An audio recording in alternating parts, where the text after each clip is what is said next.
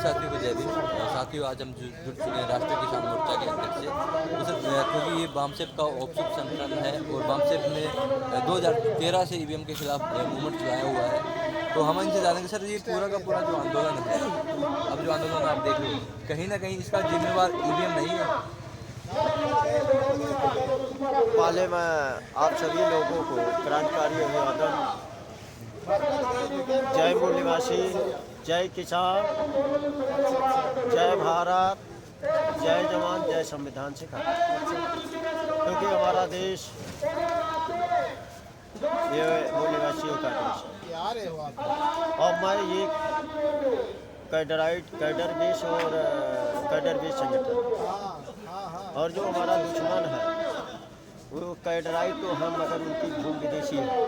तो मूल निवासी आपने 2 बार जय भीम से ही स्वागत किया।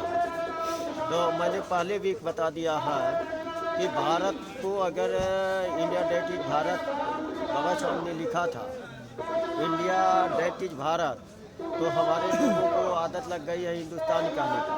बाबा साहब ने खुद कहा था, मेरे नाम का जयकारा लगाने वाले जयकारा नहीं, मेरे विचारों को जन जन तक पहुंचा दो तो मामला बन जाएगा।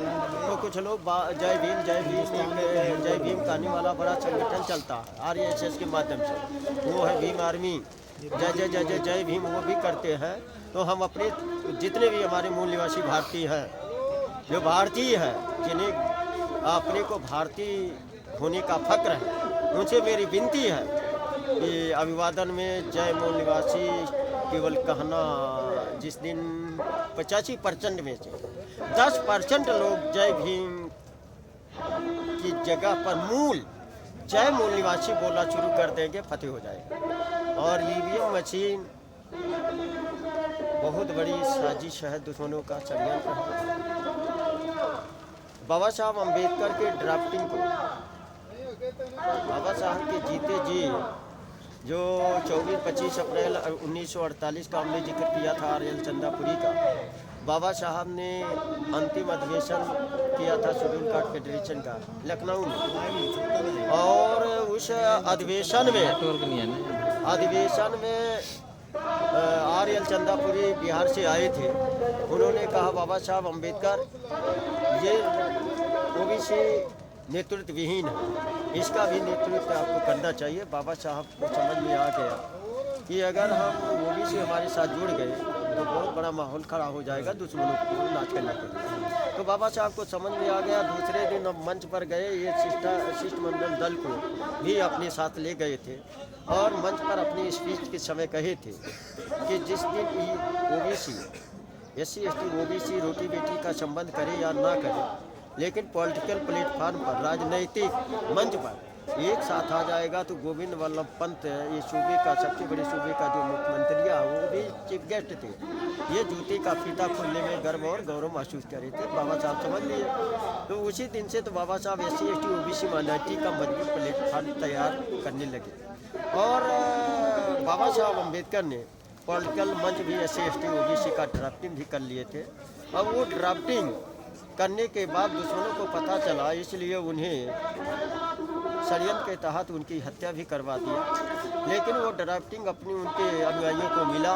वो RPI रिपब्लिकन पार्टी के नाम से पार्टी बनी और उसमें तमाम लोग हमारे, मैं उत्तर प्रदेश का अम्बेडकर नगर जिला वर्तमान में पहले फैजाबाद था। फैजाबाद 2 लोकसभा था, अकबरपुर सुरक्षित था।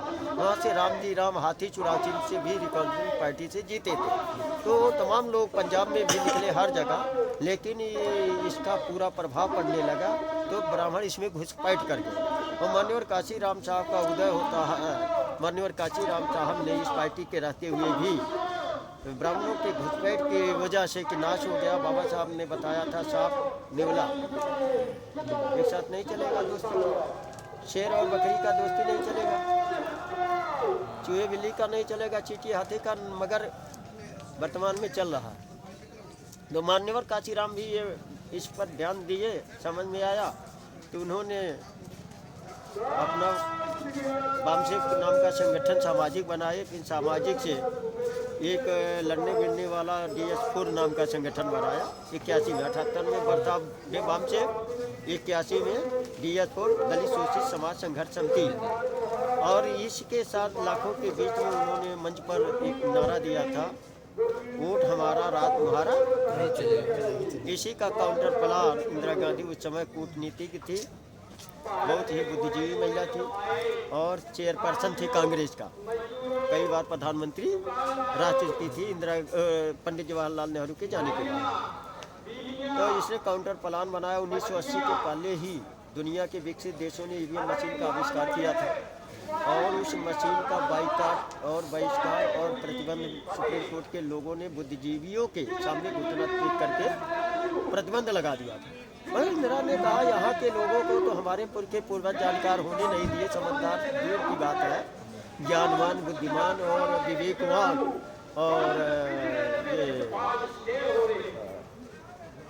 चक्षुज्ञानी का सवाल ही नहीं है। तो ऐसे यहाँ के बेवकूफ़ लोग हैं, तो बेवकूफ़ों को बहकाने के लिए EVM मशीन ही राज करने के लिए भारी होगा। तो उसका लाने का प्लान इंदिरा गांधी ने बनाया और उस समय का top most leader Abhishek Manu Singhvi नाम का ब्राह्मण था। बिल नंबर 422/84 रखा और उसका अनुमोदन अटल बिहारी वाजपेयी जो भाजपा के शीर्ष नेता थे, प्रथम राष्ट्राध्यक्ष थे, उन्होंने अनुमोदन किया। और केला का बदमाश ब्राह्मण प्रकाश करात जो कम्युनिस्ट था उसने समर्थन किया।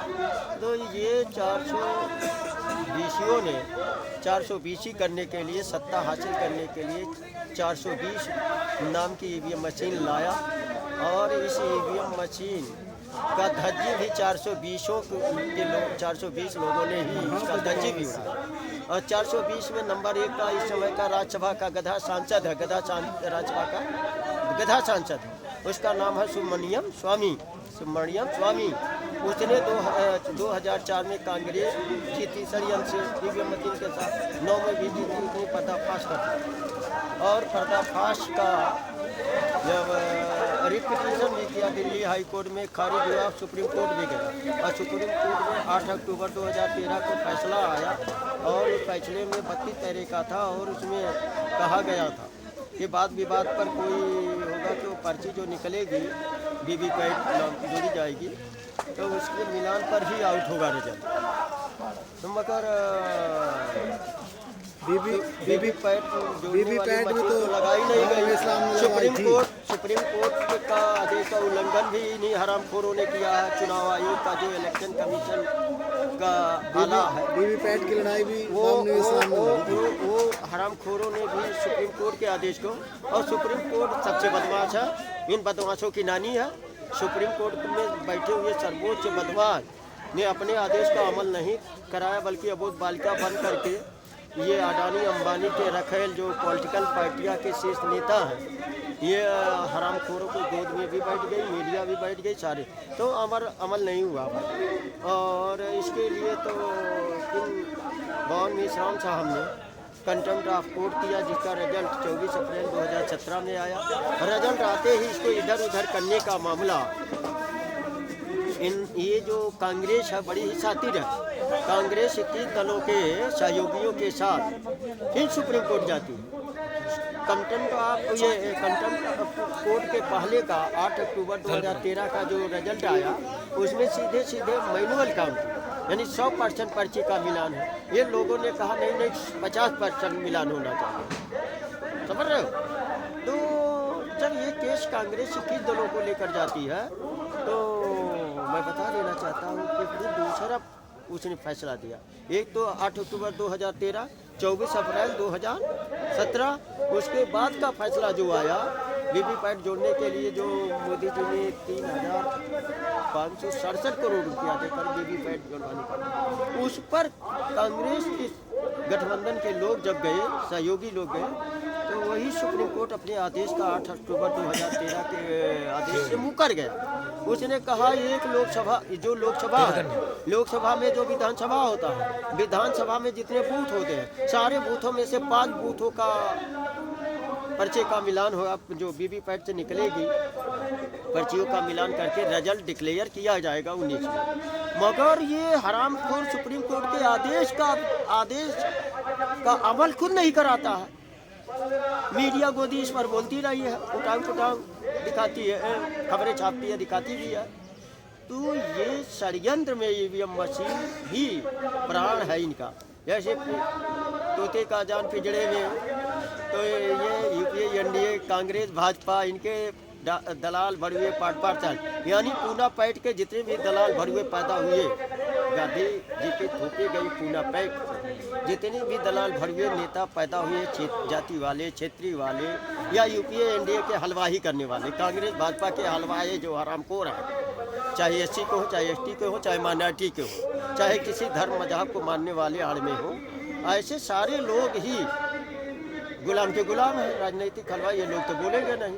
ईवीएम मशीन ही सारी समस्या की नानी या जड़ है। ईवीएम मशीन को उखाड़ फेंके बगैर, 7 समुंदर पार दफनाए बगैर, अगर 7 समुंदर पार से आई है तो इसको तो वही 7 समुंदर पार हम लोग करने का काम कर रहे हैं। ईवीएम मशीन ही हर समस्या का। अभी इन लोगों को पता नहीं, किसान संगठन जो चल रहे हैं, क्या डर है क्या नहीं है। ईवीएम का मुद्दा भी ऐड करना चाहिए। ईवीएम का मुद्दा ऐड नहीं करेंगे, इस पर भी फोकस नहीं। लेकिन हमारी बात 40 सदस्यीय कोर कमेटी के पर्सन से, चाहे वो बलदेव सिरसा हो, चाहे जसवीर हो या जो भी है, हर जगह है। ईवीएम उठाएंगे मगर थोड़ा, हाँ मजदूरों का भी ऐड करेंगे थोड़ा। अभी ये थोड़े में है। जैसे एक उदाहरण बताता हूँ, हमारे लोग अल्पसंतुष्टि हैं, हल्दी देखकर पीला हो जाते हैं। तो ज़्यादा क्या करना पड़ता है सरकार को, हल्दी 2 टुकड़े कर दिया, हल्दी दिखा दिया, पीले हो गए। जब हल्दी देखने से पीले हो जाते हैं, मेघा जैसा, जो बरसात के मेघा होते हैं उसमें वैसे जैसा शक्ल ले लेते हैं पाली बारिश के मेघ तक, तो इन्हें खिलाने का ज़रूरत सरकार को क्या है? हल्दी पीस करके लगाने का ज़रूरत क्या है? तो ये बरसाती मेढकों से मैं कहना चाहता हूँ कि ईवीएम का मुद्दा उठाओ, अन्यथा ये जनता उठा रही है।